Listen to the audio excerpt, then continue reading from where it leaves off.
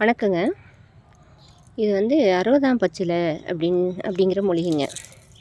இதுக்கு அறுபதாம் பச்சிலை, சீர்பச்சிலை, நாகதாளி, சதாப்பு அப்படிங்கிற பேர்லலாம் சொல்கிறாங்கங்க இதுக்கு பேர். இது வந்து ஒரு ஸ்ட்ராங்கான வாசனையாக இருக்குங்க. இப்படி நம்ம தொடும்போதே வாசனை வந்து ரொம்ப ஹெவியான ஒரு வாசனையாக இருக்குது. இது வந்து நிறைய மருத்துவ குணங்களுடையதுங்க.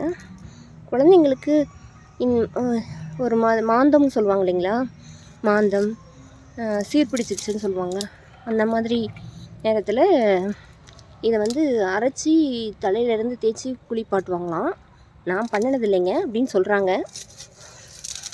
அப்புறம் இது கொசு, பாம்பு, ஈ இந்த மாதிரி ஜந்துக்கள் எதுவும் இந்த வாசனைக்கு வராதாமா இந்த செடி வச்சா. இது பாருங்க, இந்த மாதிரி ஒரு சின்ன சின்ன மஞ்சள் நிறத்தில் பூக்கள் இருக்குது. இப்போ தாங்க நான் வாங்கி வச்சு ஒரு 3 மாதம் இருக்குங்க. இப்போ தான் கொஞ்சம் வந்திருக்கு.